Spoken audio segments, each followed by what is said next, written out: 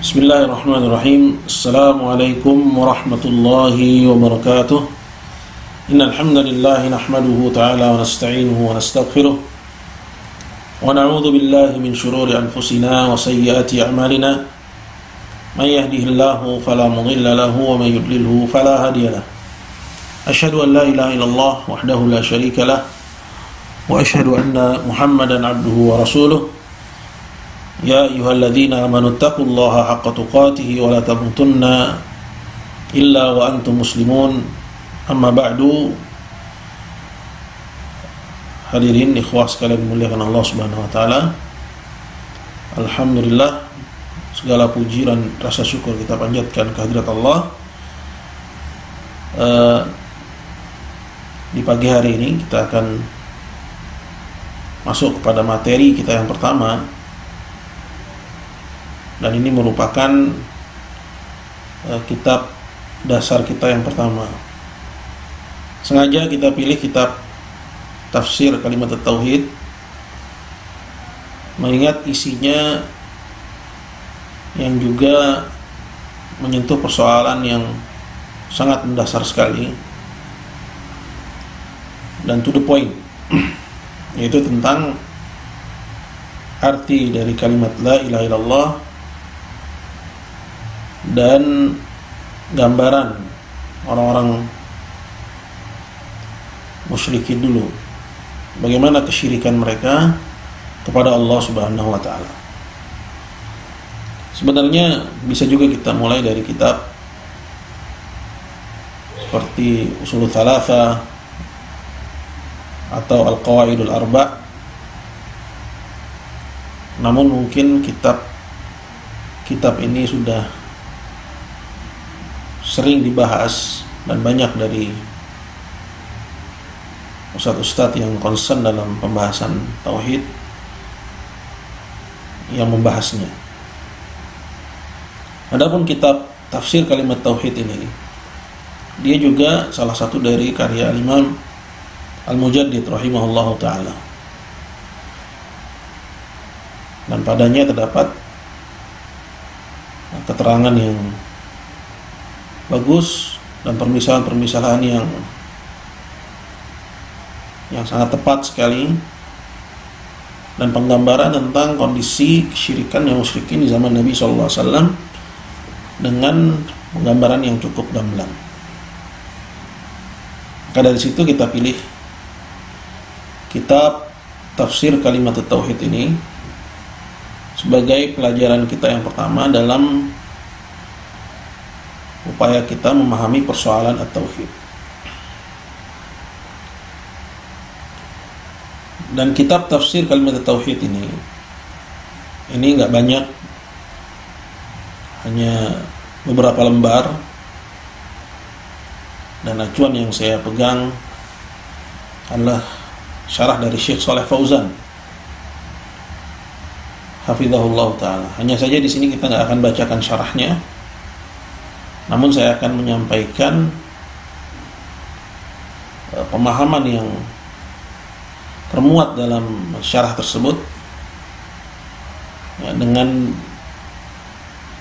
diringkas dengan bahasa kita.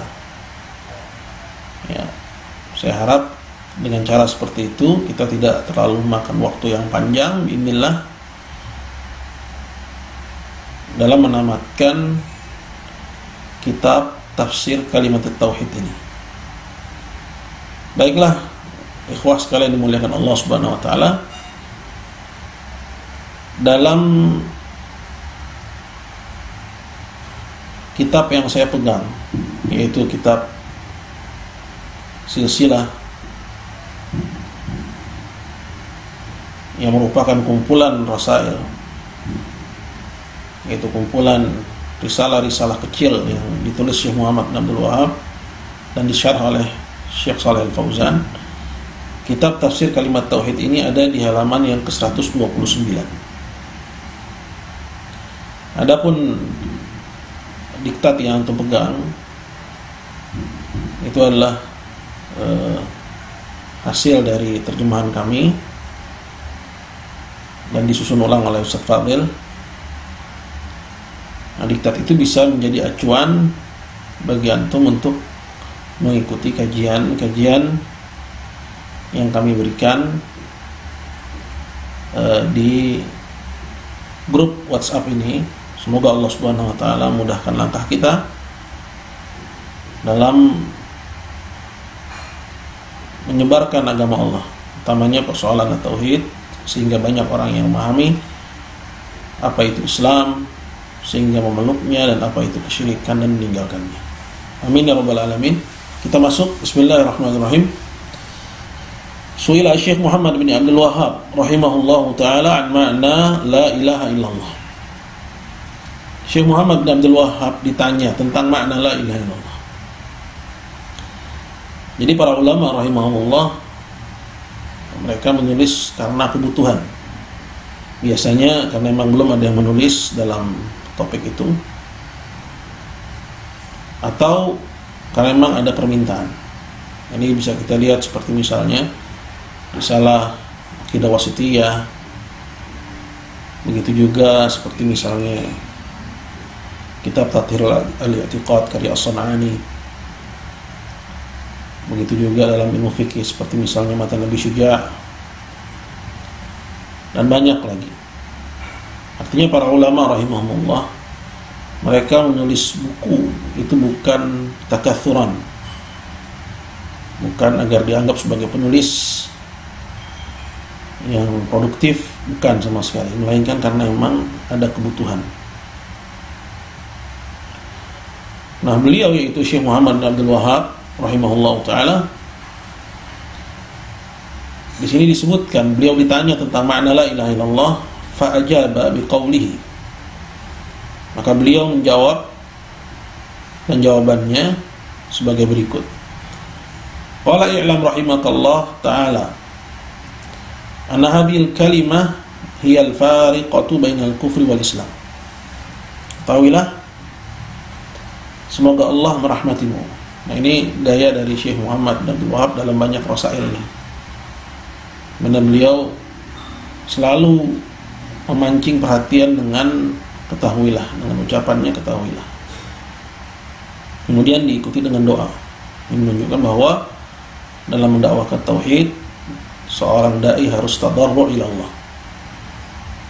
Harus tahu bahwa hidayah itu di tangan Allah, sehingga menyerahkan hasil dari dakwahnya itu kepada Allah dengan mendoakan al-mad'u. Semoga Allah merahmatimu. Anna hadhil kalimata hiya al-fariqatu bainal kufri wal islam. Bahwa kalimat ini, yaitu kalimat yang ditanyakan, yaitu la ilaha illallah, dia adalah fariqah bainal kufri wal islam, adalah pemisah, kalimat pemisah antara kekufuran dengan keislaman. Artinya orang yang mengucapkan la ilaha illallah, dia menjadi muslim dan dia keluar dari kekufuran. Tapi nanti akan disampaikan oleh penulis bahwa yang dimaukan di sini adalah bukan sekedar mengucapkannya saja. Lantas orang itu tidak paham akan maknanya, melainkan yang dimaukan dari kalimat la ilaha illallah adalah mengucapkannya, memahami maknanya, mengamalkan kandungannya, dan tidak terjatuh kepada pembatalnya. Tapi orang yang mengucapkannya, orang itu diterima keislamannya. Artinya kita nilai dia sebagai muslim, dan gak boleh kita nilai dia sebagai kafir tanpa ada bukti. Artinya wajib bagi kita keluarkan dia dari kekufuran hanya dengan dia mengucapkannya. Ini disebut dengan Islam zahir, Islam sesuai yang tampak. Artinya siapa yang menampakkan Islam, maka kita terima Islamnya. Tapi kaidah ini harus arah, ya, tidak seperti apa yang dijalani oleh orang-orang yang menyelisih kita dalam persoalan ini, yang mengatakan bahwa kalau menampakkan Islam dia terima keislamannya, sedangkan jika dia menampakkan kekufuran, maka kita harus tahu dulu ya bagaimana hatinya. Ini bukan mazhab Ahlussunnah. Sedangkan mazhab Ahlussunnah adalah al-hukmu bil-zahir dalam semua keadaan, menilai sesuai dengan yang tampak dalam semua keadaan, dalam perkara-perkara yang besar seperti tauhid dan syirik ini. Jadi di sini dikatakan bahwa kalimat ini, yaitu kalimat la ilaha illallah ini, dia adalah pemisah antara kekufuran dan Islam. Jadi maksudnya pemisah, orang yang mengucapkannya wajib kita tetapkan dia sebagai muslim dan kita keluarkan dia dari kekufuran. Kemudian selanjutnya berkata penulis, wahia kalimatut taqwa, dan dia merupakan kalimat takwa. Nanti kita jelaskan apa yang dimaksud dengan kalimat takwa. Wahiyal urwatul wuthqa, dan dia adalah urwatul wuthqa, itu juga nanti kita akan jelaskan. Wahiyal lati ja'alaha Ibrahim alaihissalam baqiyatan fi aqibi la'allahum yarji'un. Dan ini juga kalimat yang dijadikan oleh Ibrahim tetap tinggal pada anak keturunannya agar mereka kembali. Jadi di sini disebutkan julukan-julukan bagi kalimat la ilaha illallah. Julukan-julukan bagi kalimat la ilaha illallah itu ada banyak. Ya, di samping yang disebutkan. Di antaranya bahwa kalimat la ilaha illallah dia juga disebut sebagai kalimat ikhlas. Kata Syekh Shalih Fauzan, li'annaha tanfi syirk billahi azza wa jal wa tuthbitul ibadata lillahi azza wa jal. Disebut dia sebagai kalimat ikhlas karena dia menafikan kesyirikan, yang menafikan sekutu bagi Allah, dan menetapkan bahwa ibadah itu hanya milik Allah azza wa jalla. Sehingga dia disebut sebagai kalimat ikhlas. Karena al-ikhlas yaitu memurnikan at-tauhid dan memurnikan ibadah, yaitu dengan menetapkan ibadah hanya untuk Allah dan menafikannya dari selain Allah azza wa jalla.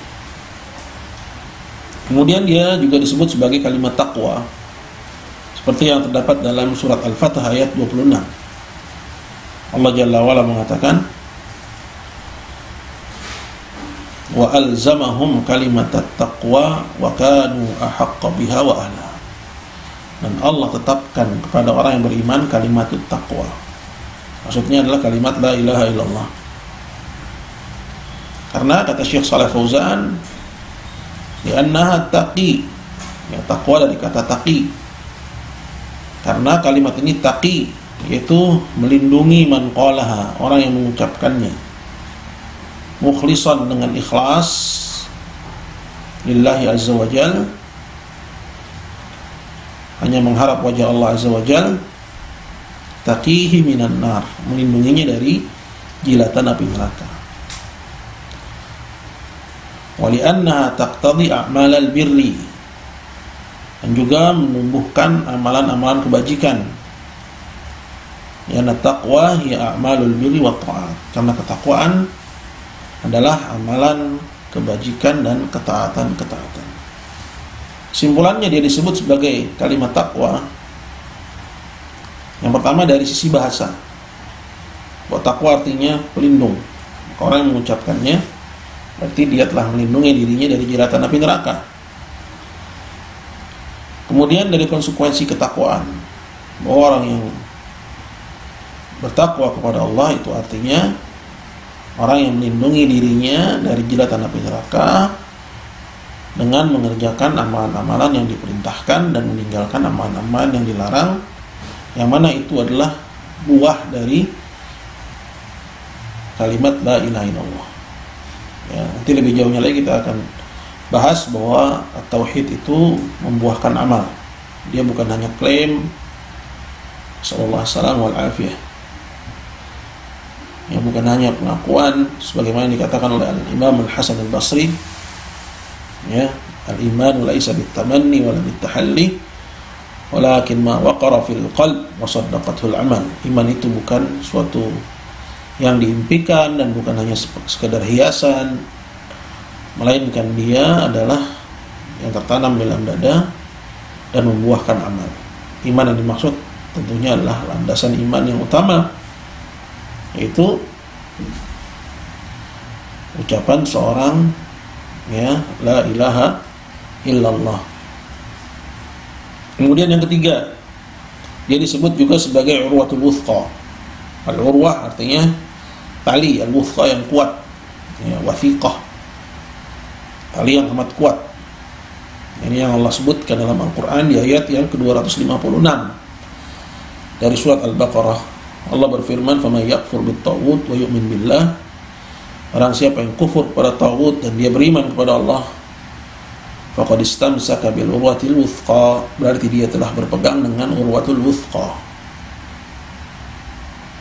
ya, dengan tali yang amat kuat. Siapa orang yang telah berpegang dengan tali yang amat kuat itu? Itu orang yang kufur kepada taghut, itu meyakini, mengucapkan dan meyakini la ilaha, karena la ilaha di situ artinya kufur kepada taghut, dan mengucapkan dan meyakini illallah, maksudnya dia mengucapkan dan meyakini la ilaha illallah. Sedangkan illallah itu adalah wa yu'min billah, dan dia beriman kepada Allah. Jadi para ulama ketika menerangkan arti la ilaha illallah, mereka membawakan ayat ini. Arti la ilaha illallah itu adalah kufur bit-taghut wal iman billah. Wa may yakfur bit-taghut wa yu'min billah. Barang siapa kufur kepada taghut dan beriman kepada Allah. Taghut itu sendiri, ya, meskipun ini bukan pembahasannya di sini, nanti kita akan singgung juga. Namun secara sekilas taghut itu diambil dari kata tughyan, itu yang melampaui batas. Ya, Al-Imam Ibnu Qayyim menerangkan tentang makna taghut, yaitu semua yang diibadahi selain Allah dan dia ridha. Dan juga kata Ibnu Qayyim, ya, siapa saja yang diperlakukan berlebihan dari yang diibadahi atau diikuti atau ditaati. Nanti lebih jauhnya lagi pada pembahasan khusus tentang taghut. Namun di sini fokus kita ada pada makna atau sebutan lain atau julukan lain bagi, ya, kalimat la ilaha illallah. Wa di antara julukannya dia juga disebut sebagai al-urwatul wuthqa. Kemudian yang keempat, itu yang disebutkan pertama kali, bahwa kalimat ini adalah fariqah bainal kufri wal islam, pembeda antara kekufuran dan keislaman. Di sini ada faedah bagus dari Syekh Shalih Al-Fauzan. Faman qalaha, kata beliau, aliman bima'naha, amilan bimuqtadaha, seorang musliman, maka barang siapa mengucapkannya dan dia paham akan maknanya dan mengamalkan kandungannya, maka dialah muslim. Waman aba an yaqulaha, dan barang siapa yang enggan mengucapkannya, au qalaha, atau dia mengucapkannya, walakin lam ya'mal maknaha, lam ya'lam maknaha, tapi dia enggak paham maknanya, au qalaha, atau dia mengucapkannya, walam ya'mal bimuqtadaha, tapi dia tidak mau mengamalkan kandungannya, lam yakun musliman, maka dia tidak disebut muslim hatta ya'rifa maknaha, sampai dia mengenal maknanya, jadi sampai mengucapkannya, wa ya'mal bimuqtadaha, dan dia mengamalkan kandungannya, zahiran wa batinan, secara lahir dan batin. Ini perkataan Syekh Shalih Al-Fauzan hafizahullah taala, ya, dalam sekali. Ya, kalau disyarah ini bisa panjang. Namun intinya bahwa la ilaha illallah itu disebut fariqah, disebut pembeda, seperti yang tadi dijelaskan. Bahwa orang yang mengucapkannya, ya, maka dia muslim selagi tidak diketahui darinya melawan membatal. Ini hukum zahir, hukum dunia. Ya, adapun hukum akhirat, kalau dia mengucapkan dan dia nggak paham maknanya, maka, ya, ruddat, ditolak darinya keislamannya. Ya, ditolak darinya keislamannya, walaupun dia tidak melakukan membatal. Karena yang dimaukan di sini adalah dia mengucapkannya. Yang dimaukan di sini adalah, ya, Islam di sisi Allah Subhanahu wa taala. Ya, bukan sekedar Islam, ya, dunia dianggap muslim, seperti misalnya orang munafikin, ya, menampakkan keislaman, menyembunyikan kekufuran. Ya, di dunia dianggap muslim, namun di akhirat, ya, innal munafiqina fid darkil asfali minan nar wa lan tajid lahum nasira. Sesungguhnya orang-orang munafik tempat kembalinya adalah di neraka jahanam dan mereka tidak mendapatkan seorang pun penolong. Mereka orang yang mengucapkan la ilaha illallah. Jadi yang dimaukan di sini adalah keislaman di sisi Allah. Islam kita diterima oleh Allah. Yang lahir dan batin. Lahir di dunia kita sebagai muslim yang benar, di akhirat ya Islam kita diterima oleh Allah. Maka apa syaratnya?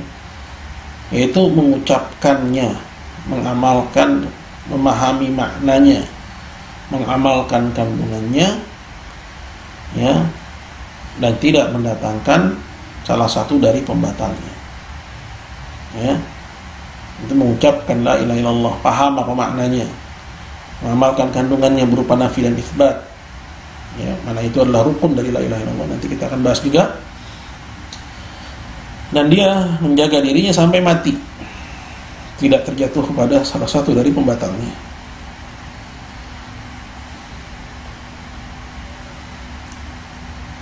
Nah, jadi di sini Syekh Shalih Al-Fauzan mengatakan, barang siapa yang mengucapkannya dan dia memahami maknanya, maka harus paham. Amilan bi muqtadaha, mengamalkan kandungannya, maka dia muslim. Tapi barang siapa yang enggan mengucapkannya, jadi kalau udah nggak mengucapkan langsung, dia berarti kafir. Ya, sekalipun dia paham maknanya. Seperti siapa? Ya, seperti Abu Talib, paman Nabi SAW. Ya, dia paham maknanya dan juga dia meyakini kebenarannya, namun lisannya nggak mau tunduk. Maka ya akidah kita Ahlussunnah mengatakan bahwa Abu Talib mata kafiran, mati sebagai kafir. Ya, jadi kalau nggak mengucapkan, ya hilang ya kriteria yang pertama, nggak mengucapkan.